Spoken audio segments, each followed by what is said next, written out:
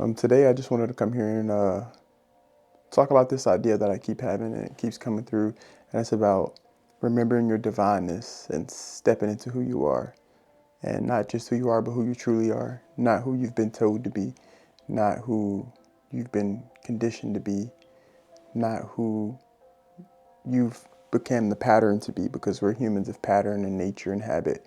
And once the mind develops this routine of who you are, it wants to continue to retrace back to that and come back to those habits and the thought patterns that you have about yourself. And we're human, you know. At the end of the day, we're always going to fall back to human nature. But being aware of that is key. And that's why today I want to go on this journey of talking about stepping in, remembering that we are part of the divine and stepping into that. We come down to this earth, we are created. Whatever you believe has created us, but something created us and brought us here. And when we're brought here, we're brought up. We're told how to act, what's good, what's not good, how we should be, and not just from our parents, but society, the world, everything. We are always told what to be, what we need to be, who to become, what we need to like. And sometimes even when you like things that other people don't like, you get shunned out. And that's a part of our survival instincts back when tribes, we developed that as humans. If you weren't doing what all the others were doing, you were kicked out of the tribe or they were thrown to the wolves. Even in wolf packs, when there was one that didn't really follow everyone else, they got thrown to the wolves and they were a lone wolf. And when that happened to people back then, they would die. So we developed this natural instinct to follow the crowd, to listen to what we're told, and like to try to be liked, you know. And that's something that I'm trying to work on right now, is remembering that I am a part of the divine and stepping into that and becoming who I truly want to be in this world that is continuously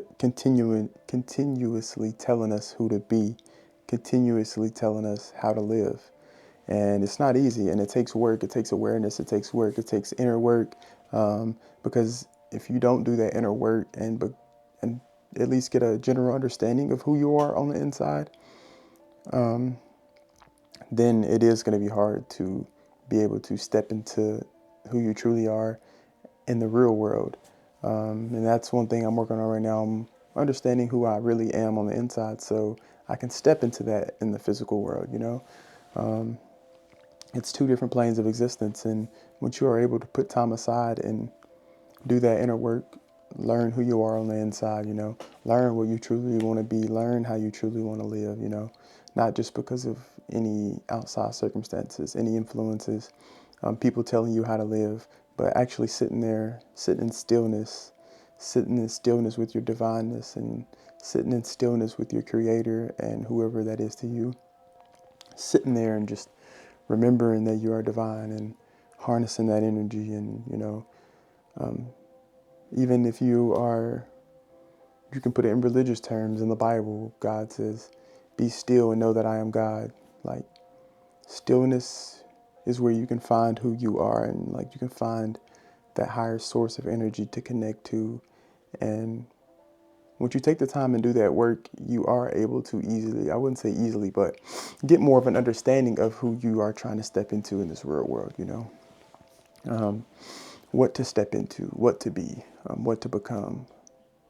But going back to my story of how we're brought down to this world, and everything around us from that point on is trying to tell us how to live, who we need to be, what we need to like. And we adapt that, you know. We are very influential in those first few years of our life. So like the mindsets we adapt about ourselves, they end up becoming who we are. We're in our programming stage in those years. So everyone's programming stages may look different. Everyone's life experiences are different. Just remembering that the perspective of what growing up, what someone told us to like, someone told us how to live, how we were programmed and patterned, that is coming from the perspective of someone else, an outer influence perspective, worldview, society, and realizing that and understanding that and knowing how that is influencing you. I mean, it's something you'll be able to feel once you take that time for yourself, and sit in stillness. And when you're doing something that's not aligned with you, you'll start to feel it. You'll know, like, this is you know when something's not for you, like a job, a person, a scenario, situation. You have that feeling, and some people call it gut feeling. And then if you don't, and if you keep ignoring that and not paying attention to it, if that's something you continue to ignore, the universe is going to let you know in one way or another, whether that be through a traumatic life event, depression, somehow, some way, the universe is going to come in and provide these signals and these signs that whatever you're doing in your life, like the way you're living, isn't for you. And it'll come. Eventually, it'll come. And that's where a lot of depression stems from. People keep ignoring that the lifestyle they're living isn't the true life that they're supposed to be living. They're not living in alignment with who they're supposed to be. And that's a big key word for this video, which I really could get into a whole nother video about, but just basically being in alignment with what you're meant to be here for, like what your purpose, being in alignment with your essential purpose and letting that lead the way for your life. And it's hard to pursue that in these day and age, but it's very important to find a way to implement a journey towards who you truly are supposed to be and your essential purpose in your life. Maybe being able to put a balance to where you can fully pursue your purpose and your authentic self. Like, maybe you do have to work this job for a little bit, but on the side, do that work to become who you want to be and who you're supposed to be, and do that work. Take that time to follow up on your purpose. Take that time to nurture your essential purpose and who you want to be.